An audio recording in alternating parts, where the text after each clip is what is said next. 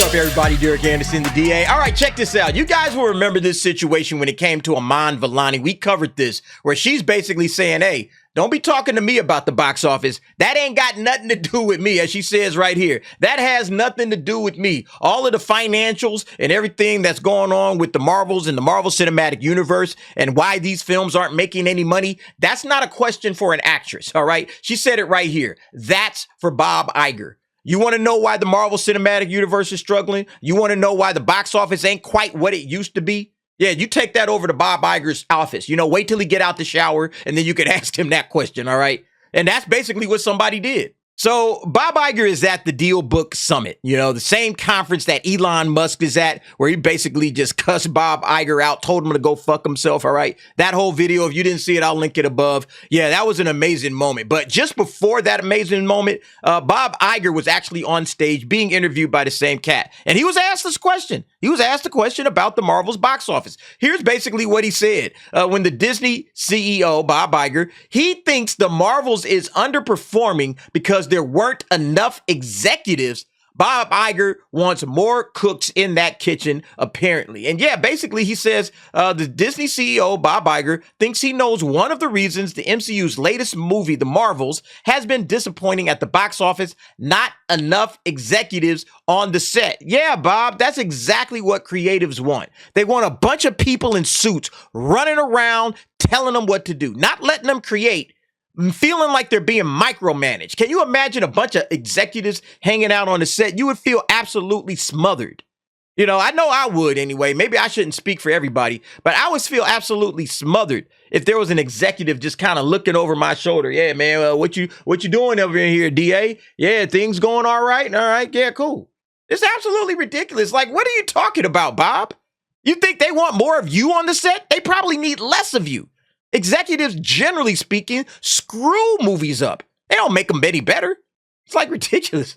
But the excuses just kept coming, right? So then he said, not only did it suffer from a lack of supervision on the set, but he also says, oh, we've been making too many sequels recently. Well, Bob, I wonder who greenlit all of those sequels. All of those sequels that you're talking about that have been coming out recently, yeah, those came under whose watch? Under whose watch did those films not release, okay, not release in theaters? When did they start getting developed? Oh, yeah, that was under you, wasn't it? That was under you.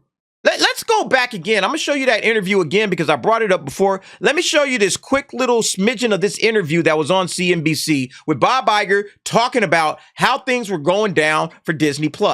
We will continue to add. We've got a lot coming up. We just had a spot in the Super Bowl for 3 new original Marvel series. Mandalorian will come back in October. We have more Star Wars series in development. There are a lot of original movies. So that will continue, and there will be growth in investment in original content. But this will never be what I'll call a pure volume play.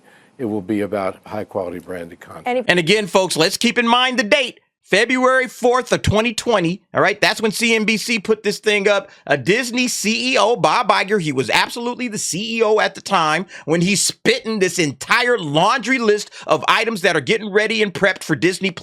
All of these Star Wars shows that were in development that are failing and flopping all over the place. All of these Marvel series, all right? Marvel put out an absolute ton of content, you know, when Phase 4 kicked off. Hold on, let's check that out because I got a graphic for that. Yeah, you can see that Marvel put out an absolute ton of content in 2021. All of this stuff was green lit prior to Bob Iger stepping down as CEO. Every last one of these, with the exception of Spidey No Way Home, obviously, because that was Sony. That's a Sony production. But everything else that's on this thing from Marvel, that came out of Marvel Studios, this was all greenlit and approved with the stamp of approval under Bob Iger's tenure. None of this stuff got greenlit under Bob Chapek, but yet he's quick to throw Bob Chapek under the bus. This is on Gizmodo. Disney's Bob Iger thinks Disney movies got worse under the other Disney Bob. The CEO speaks out on former CEO Bob Chapek. Bob Iger is the biggest excuse maker in the game. He's the best at it, too. This cat has cornered the market on creative blaming. That's what I like to call it, creative blaming. I find creative ways to blame everybody else, point the fingers at everybody else. But it's never about me. It's always another reason. Somebody did this. Some other cat did that. We made too many sequels. Oh, we didn't have enough executives on set. Oh, it's that damn Bob Chapek. Damn it, Bob. The wrong damn it, Bob, right? It's hilarious, man, when you sit back and think about this. This is insane. It's like if a dog ate my homework was a CEO, right? Like every single excuse. Hey, look, we all know cats like that, don't we? We all know people like that in our personal lives. That one cat that never takes the rap for nothing. It doesn't matter if it is 100% his fault, right? He's always caught in traffic. Oh, man, there's traffic going on right now, bro. I'm sorry I'm running late. Like, yeah, man, I'm looking on my phone on the app, and it's like smooth sailing from your house to my house. What's taking so long? Man, I don't know what happened, man. I just got it. Bro, you left late, okay? You're supposed to be here 15 minutes ago. You left 5 minutes ago. Quit the excuses. But that's Bob Iger, man. Bob Iger is that dude. And this is how this cat has risen through the ranks. He has found ways to just creatively blame everybody else, just deflecting all the blame from himself and just putting it on other people. And he's really good with his words. He's a smooth talker. He's a slick walker, right? And that's who this guy is. And he has been pulling this stuff off for years. But see, the problem is now it's catching up to him. If you actually watch the interview where this thing took place, man, Bob Iger is a stuttering fool. I mean, this guy is under the pressure. He's feeling the heat because look, all of these excuses, man, this stuff don't turn into money. All right. Excuses don't turn into actual bread, dollar bills, y'all. We need to make money here, Bob. You're just making excuses. All right. Winners make adjustments, not excuses. Bob clearly is not a winner. But now he's saying, well, the number one priority is to turn around Marvel. And yeah, there's been too many sequels after too many box office misses, all kinds of madcap nonsense. Bob Iger will never take the heat. He will never take the heat, man. Let's go ahead and check this article out. The Disney chief executive Bob Iger said Wednesday that his number one priority for the entertainment giant is turning around the creative engine at Marvel Studios, the production house once known for cranking out billion-dollar blockbusters that has recently seen several box office misses. Quality needs attention to deliver quality. It doesn't happen by accident, Iger said, and quantity, in our case, diluted quality, and Marvel has suffered greatly from that. I would say my number one priority is to help the studio turn around creatively. How are you going to do that? Again, this is the funny thing. There's nothing that he can do. He has to hire better creatives. Bob Iger is not a creative. The only thing that he can do is say, hey, quit hiring these blue-haired weirdos to come in here and write your shit, okay? Feige, you can't hire these woke folks anymore, all right? And that's basically what we've been saying, and that should have been a no-brainer to these cats the entire time. Stop hiring people that aren't good at their job. You need to hire talent. Show me your resume and what you've done before. That's the only thing that you can do to help this company turn around creatively. Quit hiring these diversity hires. Stop hiring these blue-haired weirdos with 20 nose rings and tattoos all up and down there. Stop it, okay? And I'm not saying anything about people that are like that, but that's the kind of the mindset behind the reason these people get hired is because they fit an agenda, they fit a box, they check a box, and that's the reason why they're getting hired. And instead of just coming out and saying, yeah, we've just been making some bad hires, and I'm going to put that on me.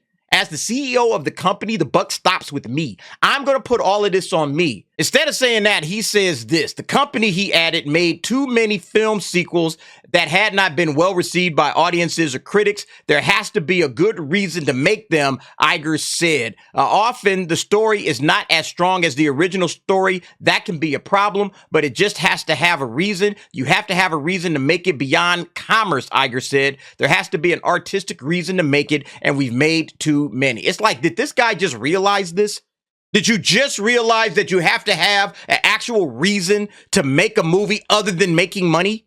Because the audience does not give a damn right now, honestly, if you make money or don't make money. The audience cares about the story you're telling. And so if you don't have, as he calls it, an artistic reason to tell a story, then yeah, you're making way too much content. You probably shouldn't even be in the business. Every movie, every television show needs a reason to exist outside of the commercial reason. Oh yeah, this thing's going to make us a lot of money. Let's go ahead and push it out there. Yeah, every film needs some sort of a reason to exist. Otherwise, it's not going to make any money. If it's just existing purely to make a company money, Yeah, you'll get some people to show up, but it's probably more times than not going to lose money. This guy cracks me up, man. Still, Disney is currently working on several franchise sequels, including some to the company's most important films, Iger noted, but Disney will only greenlight sequels they believe are worth telling. Yeah, see, so he's only going to greenlight the sequels. He's making too many, but we're only going to greenlight the ones that's worth telling or worth making money. I can tell you right now, I can honestly tell you right now that the Mandoverse film is not worth it. It is not a story worth telling, and it is not going to make any money. I can tell you that right now. But they're going to greenlight it. They're going to greenlight it because they feel they have to. You know, I can tell you right now, half of the stuff that's coming out from the Marvel Cinematic Universe, nobody's checking for it. And nobody's going to want to watch it because they're already ruining it. Everything we're hearing about this stuff, it's going to be bad. But they're going to greenlight it, okay? And they're going to greenlight it for this reason. Commerce. We need to get money. We need to make money. That's it. That's all. Then they said, in addition to the increased output, Iger attributed the diminished quality of franchise films to a lack of executive supervision that began during the height of the COVID-19 pandemic, including on the Marvels, which debuted in this month to the lowest box office in Marvel Cinematic Universe history with only $47 million. The Marvels was shot during COVID, and there wasn't much supervision on the set, so to speak, where we have executives there really looking over what's being done day after day after day. Wait, hold up. So what are the executives going to do about this? Are they going to be looking at the artistic reason to make something day after day after day? Is that what's happening? Like, again, executives and artists really don't mix. Those are the two, opposing poles on a planet, all right? The two things couldn't be any more different. There's somebody that cares about the bottom line and watching the budget, and an artist truly trying to create something. Yeah, again, Bob Iger is just an excuse machine. He's going to run through all the excuses that he can run through and give every possible reason, you know?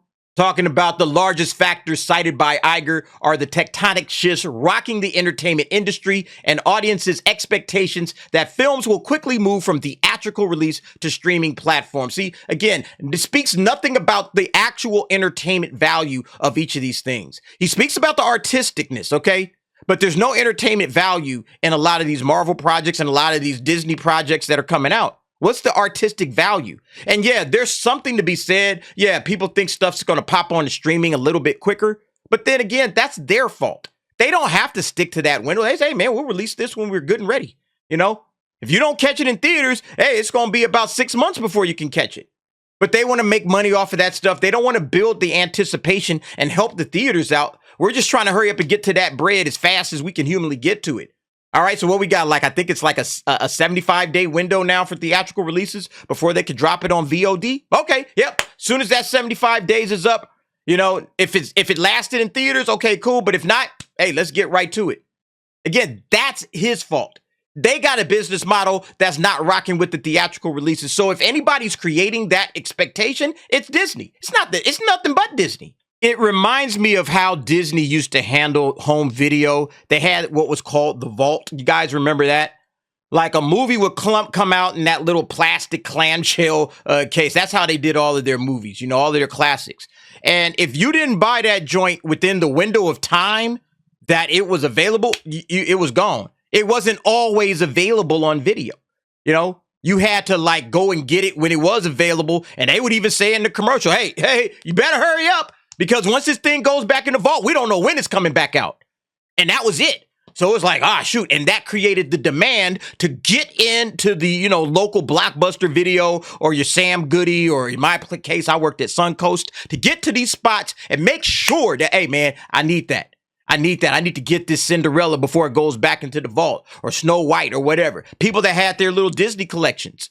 You know, so they can create the anticipation that he's talking about. All right. They can change up the expectations. Absolutely. And say, you know what? If this thing drops in theaters and you don't see it in theaters, guess what? Hey, you might not see this thing until, 6-7 months from now. It's not going to be popping off, or maybe a year. You know, they used to do that, but now they've changed up their, business model, and all credit to them. They're allowed to do that.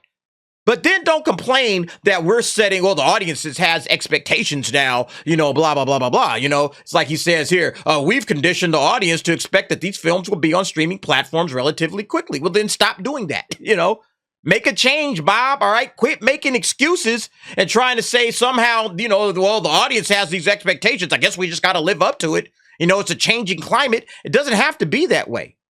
And you got to make more event style films. Barbenheimers, where you got Oppenheimer and you got Barbie double teaming, tag teaming. I guarantee you're going to see a lot more of that. See, that's the kind of creative stuff that these studio CEOs, these big brains down there at Disney and all of these guys, that's the creative stuff they should be thinking about. Whoever came up with Barbenheimer is a genius. All right. And then also you got Super Mario Brothers again, capturing those big IPs instead of just resting on your laurels. Oh, we'll just crank out more Marvel stuff. We'll just crank out more Star Wars stuff. But what happens when you ruin it? And you're not getting rid of the creatives, the quote unquote creatives, all right? The people in charge of your creative product, like Kevin Feige, like Kathleen Kennedy. You're not getting rid of these people. You're letting them hang out and continue to destroy your company and your franchises and your IP. That's on you. Again, you could easily fire Kathleen Kennedy. I thought that she was gone when Bob Iger came back, but she's still there. But anyway, folks, I've been talking too long. That's just, again, this cat is full of excuses, and he's always going to look for somebody else to blame. You see, what happened was, instead of saying, you know what, it was me, all right? I'm the reason that this thing fell apart. He's going to give you the dog ate my homework. Oh, gosh, I got stuck in traffic. My bad. Instead of just owning it and saying, yeah, you know what? That was on me, all right? That was on me. I own that. Again, going back to A Bug's Life, right?